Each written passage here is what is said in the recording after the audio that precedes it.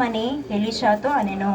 Elisha, యెహోవా జీవము తోడు, నీ జీవము తోడు, నేను నిన్ను విడువనని చెప్పగా వారిద్దరును బేతేలునకు ప్రయాణం చేసిరి. బేతేలులో ఉన్న ప్రవక్తల శిష్యులు ఎలీషా యొద్దకు వచ్చి, నేడు యెహోవా నీ యొద్ద నుండి నీ గురువును పరమునకు తీసుకొని పోవమని నీవెరుగుదువా అని ఎలీషాను అడగగా అతడు, నేనెరుగుదును, మీరు ఊరకుండువనెను.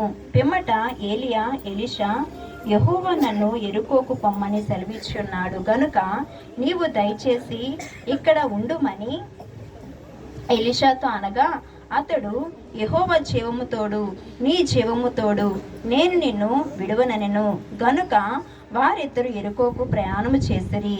యెరికోలో ఉన్న ప్రవక్తల శిష్యులు ఎలీషా యొద్దకు వచ్చి, నేడు యెహోవా నీ యొద్ద నుండి నీ గురువును పరమునకు తీసుకొని పోవునని నీవెరుగుదువా అని ఎలీషాను అడగగా అతడు, నేనెరుగుదును, మీరు ఊరుకుండుడనెను.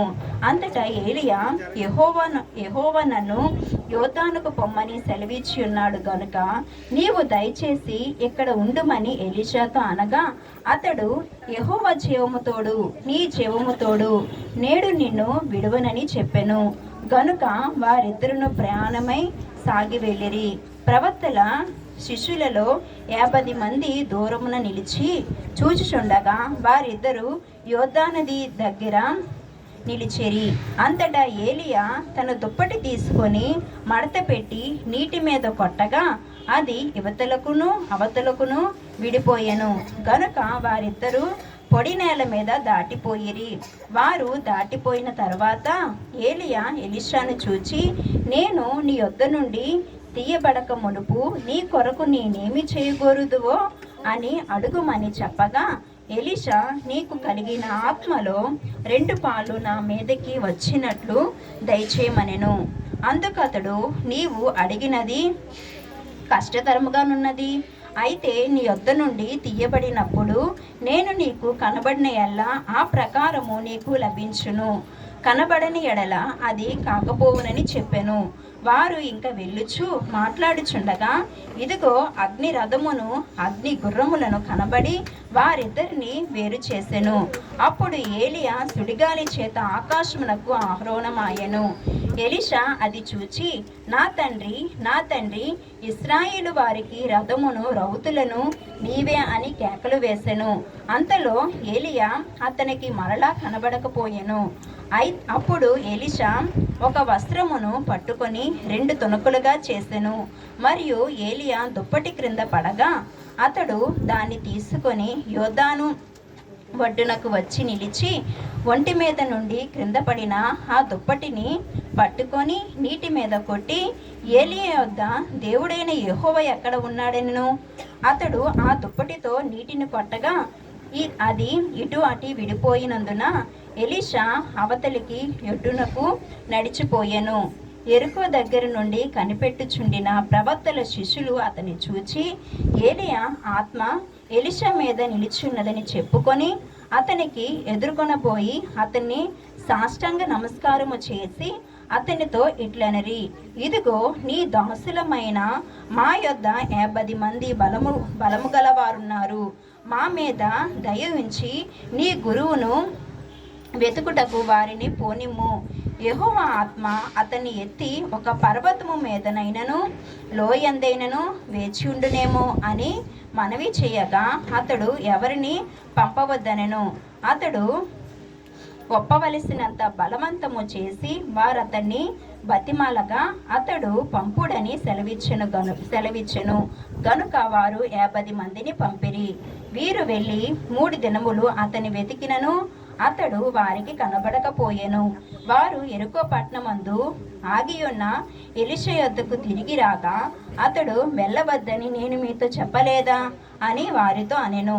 అంతటా ఆ పట్టణము వారు, ఈ పట్నము చోటు రమ్యమైనదని నా ఏలినవాడవైన నీకు కనబడుచున్నది గాని నీళ్లు మంచివి కావు, అందుచేత భూమియు నిస్సారమై ఉన్నదని ఎలీషాతో అనగా అతడు కొత్త పాత్రలో ఉప్పు వేసి నా యొద్దకు తీసుకొని రండని వారితో చెప్పెను. వారు దాన్ని తీసుకొని రాగా అతడు ఆ నీటి ఊట యొద్దకు పోయి అందులో ఉప్పు వేసి, యెహోవా సెలవిచ్చినదేమనగా, ఈ నీటిని నేను బాగు చేసి ఉన్నాను గనుక ఇక దీని వలన మరణము కలుగక పోవును, భూమియు నిస్సారముగా ఉండదు అనెను. కాబట్టి నేటి వరకు ఎలీషా చెప్పిన మాట చొప్పున ఆ నీరు మంచిదై ఉన్నది. ఈ పరిశుద్ధ వాక్యం దేవుని మన వెనుకల్లో దీవించును గాక. ఆమేన్. దేవుని స్తోత్రం.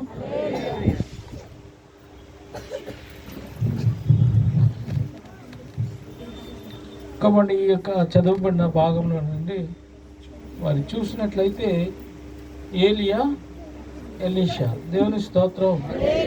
హల్లెలూయా. కాబట్టి వీళ్ళు ఇరువురు కూడా మరి గురు శిష్యులుగా ఉండేవారు. గురువు ఎవరమ్మా? శిష్యుడు ఎవరండి? యా షా. ఈ రెండు బాగా గుర్తుపెట్టుకుంటే మీకు బాగా ఎవరు పెద్ద, ఎవరు గురువు, ఎవరు శిష్యుడు అనేది తెలుస్తుంది.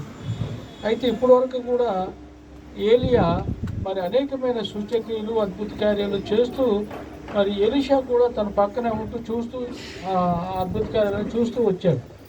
అయితే ఒక దినాన్ని వచ్చిందండి, మరి ఏలియా గారు ప్రభు యొక్క సన్నిధికి కొనుక్కోయేటప్పుడు చాలామంది బైబిల్లోని ఒకరిద్దరు మరి వారు ప్రాణంతోనే దేవుని యొక్క సన్నిధికి చేరబడ్డారు. దేవుని స్తోత్రం. హల్లెలూయా. అందులో మనం ఇప్పుడు చెప్పుకోపోయే ఏలియా గారు ఒకరు. దేవుని స్తోత్రం. హల్లెలూయా. అయితే అప్పటికే ఆయనకి చాలామంది కూడా అది శిష్యులు కూడా చెప్పాలి, ఇగో దేవుడు వస్తున్నాడు, ఆయన ఏం చేస్తున్నాడు, ఏలియాని కొనుక్కోబడతారు అన్నప్పుడు, అయితే ఒక ప్రాంతం ఇంకో ప్రాంతంకి వెళ్తే అయితే ఈ యొక్క ఎలీషా తోట నువ్వు ఇక్కడ ఉండుకో అంటే ఆయన అంటాడు, అయ్యా ఏమన్నా సరే మన మాత నేను విడిచిపెట్టినాను అంటారు. అయినప్పటికీ నువ్వు విడిచిపెట్టవలసిన సమయం వచ్చిందని చెప్పేసి ఒక ప్రాంతం దగ్గరికి వచ్చినప్పుడు మరి ఆయన దేవుడు కొనుక్కోయే సమయం ఆశ అన్నప్పుడు ఆయన ఒక ప్రశ్న అడుగుతాడు, అయ్యా మీతో పాటు ఎంతకాలం ఉన్నాను కాబట్టి నీకేం కావాలంటే, మరి సరసగా ప్రశ్న మనల్ని ఆధ్యాత్మిక లోతైన మనములో మన అడుగుతుంది. ఎవరన్నా ఏమన్నా అడుగుతాడు, మన బంగారం అడుగుతాం, ఆస్తిపాస్తులు అడుగుతాం, నాకు కడుపు నిండా తిండి అని ఏదో రకరకాల అవసరమైన వాటిని రాజ్యాధికారులను అడుగుతాం. కానీ ఈ యొక్క ఎలీషా మాత్రం అలా అడగలేదు కదా. ఒకటి అడిగాడు, అయ్యా మీకున్నటువంటి దైవాత్మ ఏదైతే ఉందో దానికన్నా రెండంతలు, ఏంటమ్మా చెప్పండి, రెండంతల ఆ ఆత్మ జీవితాన్ని మీరు నాకు దయచేయమన్నాడు. చెప్పండి ఏమడిగాడండి? అయితే ఇక్కడ కూడా మనం కూడా దేవుని యొక్క బిడ్డలుగా మనం జీవిస్తున్నప్పుడు, దేవుడు మనం ప్రత్యక్షమైనప్పుడు, మనం ప్రార్థన చేసేటప్పుడు అన్ని విషయాలు కూడా దైవాత్మ కలిగి దేవుని గురించిన ఆసక్తి గల మాటలే మనం అడగాలి. కానీ యెహోవాకు సంబంధమైన ఏవి కూడా బంగారం ఇవ్వండి, బట్టలు ఇవ్వండి, ఆస్తిపాస్తులు ఇవ్వండి, మంచి ఉద్యోగం, మంచి భర్తలు ఉండే యెహోవాకు సంబంధమైన అన్నీ కూడా ఎప్పుడు మనం అడుగుతూ ఉంటాం.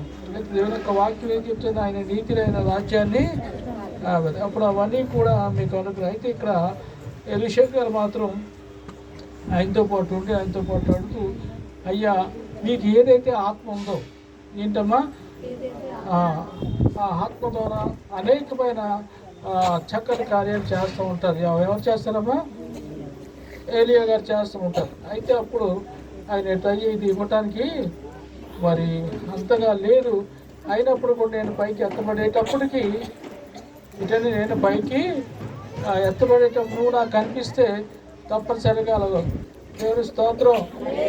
కాబట్టి ఈయన పైకి ఎత్తబడే సమయం వచ్చింది. పైకి ఎత్తబడినప్పుడు ఈయనకి కనబడి అయితే ఆయన దగ్గర ఉన్న దుప్పటి 2 భాగాలుగా చేసి ఒక భాగాన్ని కిందకి ఆయనకి పడేస్తారన్నమాట. ఆ పడేసినప్పుడు అది తీసుకొని తన భుజం మీద వేసుకుంటారు. అయితే అప్పటికే ముందుగానే ఈ యొక్క ఏలియా గారు అటు యోర్దాన్ నది ఉందమ్మా అక్కడ దాని మీద ఆ దుప్పటి మడత పెట్టి కొట్టేటప్పటికి ఆరిన నేలలో వాళ్ళు ఏం ఈ ప్రాంతం నుంచి అవతల ప్రాంతానికి నడిచిపోతారు. దేవుని స్తోత్రం. హల్లెలూయా. అయితే అతను ఎప్పుడైతే అలా పైకి వెళ్ళిపోయినప్పుడు చూసినప్పుడు అతను నా దేవా, నా ప్రభు అని చెప్పేసి ఆయన అంటాడు, నేను నా ప్రాణం పోనీ ఏం పోనీ నేను మాత్రం నిన్ను విడిచిపెట్టను. దేవుని స్తోత్రం. అలాగే దేవుని యొక్క వాక్యం దేనికి సమస్తాను కదా మనం ఏదన్నా విడిచిపెట్టవచ్చు, కానీ దేవుని యొక్క ఆత్మను ఆ యొక్క నడిపింపుని మనం ఏం చేయకూడదండి, విడిచిపెట్టకూడదు. దేవుని స్తోత్రం. కాబట్టి మనం కూడా ఎన్ని కష్టాలు ఎన్ని వచ్చినా దేవునికి దూరంగా జీవితాన్ని జీవించే యొక్క జీవితాన్ని మనం ప్రభు దగ్గర, ప్రభు అట్టి పరిస్థితి ప్రభు నాకు దూరం అవును గాక. దేవుని స్తోత్రం. హల్లెలూయా, హల్లెలూయా. కాబట్టి దేవుని ఏమడగలండి, ప్రభు నీ యొక్క ఆత్మను నాకు అనుగ్రహించమని అడుగుంటే పర్వాలేదు, కానీ రెండంతల ఆత్మను నాకు దయచేయమని అనే కాకుండా ఎప్పుడైతే ఆయన ఇటువైపు రావటానికి కూడా అక్కడ కూడా ఆయన దుప్పట్టం మట్టి కొట్టేటప్పటికి అది కూడా రెండుగా చేర్చబడ్డాయి. మరి అతను కూడా ఆ యొక్క ఆరిన నేల మీద వచ్చేటప్పుడు చూసిన వారందరూ కూడా అక్కడ ఏమంటారంటే, అయ్యా ఆ యొక్క ఏలియా గారి యొక్క ఆత్మ నీ మీద కూడా దేవుడు నిలిచి ఉన్నది, కాబట్టి నీ అంత శక్తివంతులు లేదని చెప్పి అప్పుడే వారు తీర్మానం చేసుకుని ఆయనకు బదులుగా ఇప్పుడు ఈ యొక్క ఎలీషాని వెంబడించడం జరిగింది. దేవుని స్తోత్రం. హల్లెలూయా. కాబట్టి మనం కూడా దేవుళ్ళు మరి ఎప్పుడైతే ఉంటామో దేవుని యొక్క మహిమార్థంగా అనేక అద్భుత కార్యాలు, ఆశ్చర్య కార్యాలు ఏమవుతాయండి, జరుగుతాయి. అప్పుడు ఏదో జరిగింది అయ్యింది కాబట్టి అన్నిటికన్నా నేనే గొప్ప నా అంతలో లేడని ఏనాడు కూడా మనం ఏం చేయకూడదండి, వెర్రవేగువ అవసరం లేదు. ఏదైనా సరే దేవుని చిత్తము, దేవుడే మనకి ఇలాగూ చేసాడండి. దేవుణ్ణి ఇంకా మరి ఎక్కువగా మనం పై స్థాయిలో ఉండడానికి మనం చూడాలి తప్పితే, కానీ మనం పై స్థాయిలో దేవుడు మన కాళ్ళ కింద ఉండేటట్టుగా మనం ఏనాడు కూడా బుద్ధిహీనత చేయకూడదు. కాబట్టి దేవుని యొక్క ప్రత్యేకంగా, దేవుని యొక్క చిత్త ప్రకారంగా, దేవుని యొక్క ఉద్దేశపూర్వకంగా మనం చేయగలిగి ఉండాలి. కాబట్టి దేవుని ఏమడిగిన ప్రభు నీ యొక్క ఆత్మ ఏదైతే ఉందో ప్రభు ఇచ్చినంత వరకు ఓపిక చేస్తాను, అంతకంటే ఎక్కువ ఇచ్చినా చేస్తాను, తక్కువ ఇస్తాను. నువ్వు ఏ పని ఇచ్చినా నీ యొక్క ఆనందంగా నీ యొక్క పరిస్థితి చేస్తాను ప్రభు అని చెప్పి అక్కడ ఉన్న వాళ్ళు అనేక మంది ఇంకా ఏలియా గారిని మరి భక్తిగా చూసినట్టుగానే ఎలీషా గారిని కూడా చూడడం జరిగింది. దేవుని స్తోత్రం. హల్లెలూయా, హల్లెలూయా. కాబట్టి మనం కూడా దేవుని సన్నిధిలో ఉండి, ప్రభు నాకు కూడా నీ యొక్క రెండంతల ఆత్మశక్తిని ప్రభు నువ్వు నాకు దయచే ప్రభు అని చెప్పేసి ఉన్న దాంట్లో ఆధ్యాత్మికంగా మనం ఎదుగుదలతో కోసమే చూడాలి, కానీ యెహోవాకు సంబంధమైన వాటిని గొప్పతనం కోసం, వాటి కోసం, వీటి కోసం మనం చూడకూడదు. దేవుని స్తోత్రం.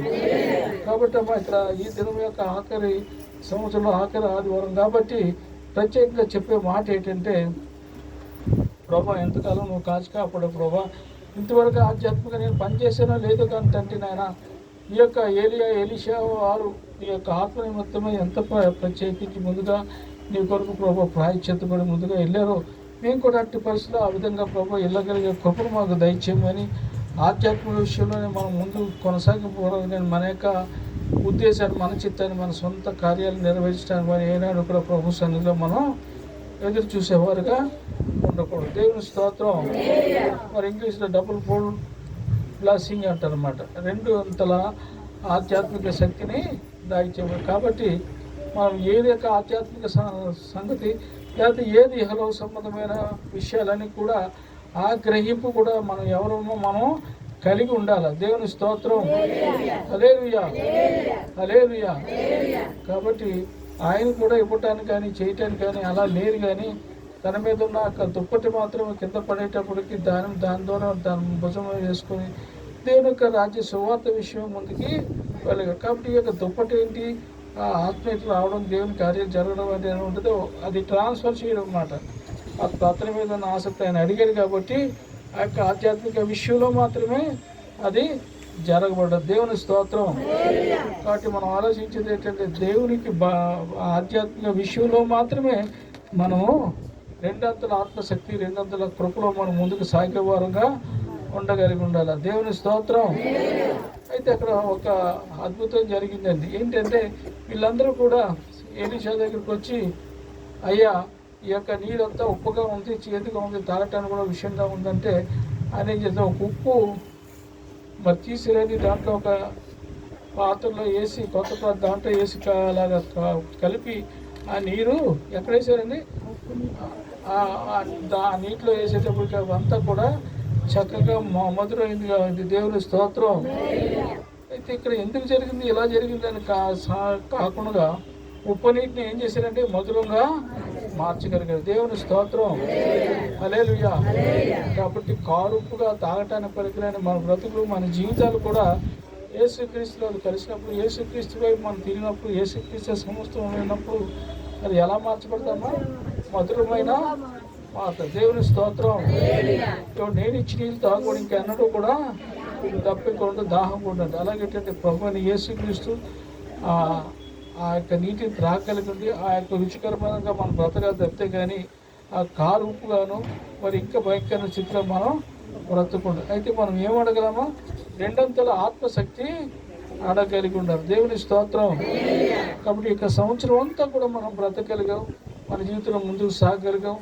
కాబట్టి దేవుడు మనల్ని కూడా కాచి కాపాడి దేవుడు చేసినందుకు మరి యొక్క సంవత్సరాలతో మనం ఏమడగల? ప్రభా నీ యొక్క పని కొరకు ప్రభా రెండంతల ఆత్మశక్తితో ప్రభా నేను నింపబడి నీ కొరకు నేను వాడబడతాను ప్రభా అని తీర్మానం చేసుకొని ముందుకు సాగాలని ప్రత్యేకంగా ప్రార్థన. అందరూ కూడా కళ్ళు మూసుకున్నట్లయితే ప్రార్థన మనం చేసుకుందాం.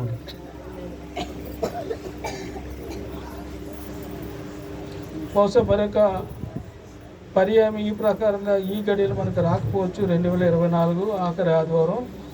బహుశా ఇదొక్కటే మనకి ఆఖరి ఆదివారం. కాబట్టి ఈ దినాన్ని దేవుడు మనకు అనుగ్రహించిన దాని యొక్క ఆత్మీయ ఆ యొక్క ఆహారాన్ని, ఆ యొక్క ఆజ్ఞను మనం స్వీకరించి ప్రభు రెండంతల ఆత్మశక్తి గలవాడిని ప్రభు నీ సన్నిధిలో నీ ప్రాంతంలో ప్రభు నిలబడటం సహాయం దయచేయమని ప్రత్యేకంగా ప్రార్థన మనం చేసుకుందాం.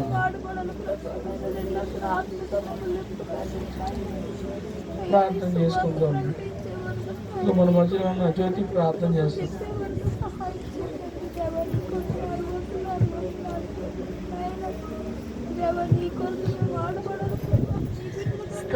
స్తోత్రాలు ప్రభా, గొప్ప దేవుడా నీకు వందనాలు నాయన. నీ ఘనమైన నామానికి లెక్కలేని స్థితులు స్తోత్రాలు చెల్లించుకుంటున్నాం తండ్రి. మహిమ గల రాస మహోన్నతుడ నాయన తండ్రి, అద్వితీయ దేవుడాన్ని సంబూతుడానికి స్తోత్రాలు ప్రభా. ఇచ్చినటువంటి సమయాన్ని బట్టి నీకు వందనాలు ప్రభా. విన్న వాక్యాన్ని బట్టి నీకు వందనాలు ప్రభా. అయ్యా నాయన తండ్రి, ఏది అవ్వలే ప్రభా, ఎలీషా గలవలే ప్రభా నాయన తండ్రి. మరి 2 పాళ్ళ ఆత్మను మేము పొందుకోలాగిన సహాయం దయచేయండి ప్రభా. అనేక అద్భుతములు ఆశ్చర్యకార్యములు చేయులాగా మమ్మల్ని కూడా మీరు ఆశీర్వదించండి నాయన. మీ కొరకైనటువంటి పాత్రలుగా మమ్మల్ని వాడుకోండి ప్రభా. నాయన తండ్రి, పనికిరానటువంటి పాత్రలమైన మమ్మల్ని ప్రభా అయ్యా తండ్రి, నీవు మా హృదయాల్లోకి వచ్చి మమ్మల్ని బ్రతికింప చేసావు. అందుని బట్టి నీకు స్తోత్రాలు ప్రభా. ఇదిగో నాయన ఎలీషా గారు చేసినటువంటి అద్భుతము నాయన ప్రభా. ఆ యొక్క నాయన తండ్రి, ఆ యొక్క కొత్త ప్రాంతంలో నేను ఉప్పు వేసి ప్రభా మరి నాయన తండ్రి అది నీటిలో పెట్టినప్పుడు ప్రభా ఎంతగానో నాయన తండ్రి అయ్యా అయ్యా అయ్యా శుభ్రపడింది కనుక ప్రభా. ఇదిగో మలినమైనటువంటి మా హృదయాలలో ప్రభా నీ వాక్యాన్ని ఉంచుకొని ప్రభా అయ్యా మేము పరిశుద్ధపరచుకోవడానికి సహాయము దయచేయండి ప్రభా. అయ్యా ప్రతిసారి వింటున్నా కూడా ప్రభా నాయన తండ్రి విని విడిచిపెట్టిన వారి రీతిలో ఉంటున్నాం కనుక మమ్మల్ని మళ్ళా ఒక్కసారి క్షమించి ఇదిగో ప్రభా ఈ సంవత్సరంలో చివరి ఆదివారము చివరి యొక్క నాయన తండ్రి యొక్క ప్రభా ఈ యొక్క మాటలు ప్రభా మేము వినుచుండగా ప్రభా పెడచెవిని పెట్టిన వారిగా కాక ప్రభా నాయన నీ వాక్యము విని విడిచి నేను తండ్రి వాక్యంలో నడిచే కృప మాకు దయచేయమని వేడుకొంటున్నాం ప్రభా. నీకు స్తోత్రాలు నాయన. అయ్యా అద్భుతములు ఆశ్చర్య కార్యములు కూడా నువ్వు నాయన మా ద్వారా కూడా చేయించగల దేవుడివి నాయన. నీకు స్తోత్రాలు. అట్టి ఆత్మను మా అందరిపై కుమ్మరించి నడిపించండి ప్రభు. వచ్చిన బిడ్డలందరినీ చేతులకు అప్పచెప్పుకుంటూ ఏ ఒక్క బిడ్డ ఏ రకంగా ప్రార్థన చేస్తున్నారో ప్రతి ప్రార్థనకు నువ్వు జవాబిచ్చే దేవుడు కనుక నాయన సమస్తమును ఎరుగను కనుక లెక్కలేని స్తోత్రాలు చెల్లించుకొంచు. ఘనత మహిమ ప్రభావాలన్నీ నీకు అర్పించుకొంచు. యేసుక్రీస్తు నామములో చిన్న ప్రార్థన అడిగి వేడుకొంచున్నాము తండ్రి. ఆమేన్.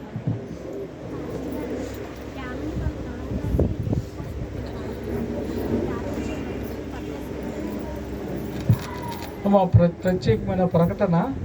మరి మనం ప్రతి సంవత్సరం కూడా మనకి 31వ తారీఖున మనకి ఏం జరుగుతుందమ్మా? Watch night service. అంటే 9 గంటల నుంచి 12 గంటల వరకు కూడా మనం ఆరాధనలో మనం పాల్గొంటూ దేవుడు గత సంవత్సరంలో చేసిన మేళను జ్ఞాపకం చేసుకుంటూ మంచి సాక్ష్యాలు చెప్తూ మనం వాక్యం వింటూ మనం అక్కడ ప్రభు వల్ల కూడా తీసుకొని మనం ఏం చేస్తామో నూతన సంవత్సరంలో రాత్రి వేళ 12 గంటలకి ప్రార్థన చేస్తాం. దేవుని స్తోత్రం.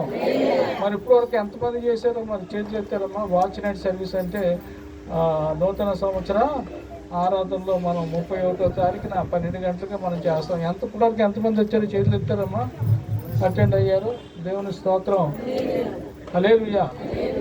మరి ఇక్కడే మరి ప్రార్థన చేస్తూ ప్రభువులు తీసుకుంటూ అప్పుడే మనం ఏం చేస్తామా, నూతన సంవత్సరాన్ని ఆహ్వానిస్తాం. దేవుని స్తోత్రం, హల్లెలూయా. కాబట్టి ఇదే ప్రాంతం ఇక్కడే ఇదే స్థలంలో మీకు లైటింగ్ అన్ని అరేంజ్మెంట్ చేయబడుతుంది. కాబట్టి ఎట్టి విషయంలో మనం భయపడకుండా జరగకుండా రావడం ఎలాగా వెళ్ళడం ఎలాగా ఈయన ప్రతి సంవత్సరం కూడా చేస్తూ ఉంటే వెళ్తూ ఉంటాం. కూడా ఆ శేఖలు అవుతున్నాయి, కుక్కలు కరిచేస్తున్నాయని లేకపోతే ఇంకోటి అవుతున్నాయని చెప్పి చాలామంది దేవునికి సన్నిధానికి రావడానికి భయపడుతూ ఉంటారు. అటు విధంగా కాకుండా ధైర్యంతో మంచి శక్తి ముందుకు వచ్చి ఈ యొక్క ఆరాధన మనం జరిపించుకుంటాం. దేవుని స్తోత్రం. ఎన్ని గంటలకమ్మా? 9 గంటలు. దేవుని స్తోత్రం. కాబట్టి 9 గంటలకు మనం ఆరాధన చేస్తే నైట్ అంతా కూడా ఇక్కడే ప్రభు వాళ్ళది తీసుకుని మనం 2025 సంవత్సరానికి మరి అందరూ బాంబులు గేములు అన్నీ కాలుతున్నాం. మనమైతే ఎక్కడికి ఉంటామో దేవుని సన్నిధిలో ఉండి ఆహ్వానిస్తూ ప్రభు యొక్క 2025 సంవత్సరాల ప్రభు నీ సన్నిధిలో ఉండి ఈ ప్రకారంగా మరి ప్రభుత్వాలు తీసుకొని మీరు మాకు అనుగ్రహించిన కృపను బట్టి నీకు వందనాలని దేవునికి ప్రార్థన ఆశ్రయం. అయితే మాకు అందరూ ఒకసారి జ్ఞాపకం ఉంచుకోవాలి. మరి రాత్రి ప్రభుత్వాలు ఇస్తాము, తర్వాత 1వ తారీఖున తర్వాత వచ్చే ఆదివారం కూడా ప్రభుత్వాలు ఇస్తాం. దేవుని స్తోత్రం, హల్లెలూయా. కాబట్టి సంవత్సరం అంతా కాపాడినందుకు అక్కడ ప్రభుత్వాలు తీసుకుని దేవుని సన్నిధిలో ప్రార్థించి ఆశీస్సు తీసుకుంటాం. మరి అలాగే మరి రెండవదిగా ఆ యొక్క వచ్చే మొదటి ఆదివారం దినాన్ని కూడా మనం వల్లారాధన తీసుకుంటాం. దేవుని స్తోత్రం. మరి ఈ సమయంలో వాణిని కుమారి వచ్చినట్లయితే ప్రత్యేకమైన పాట పాడుతుండగా చెప్పండి.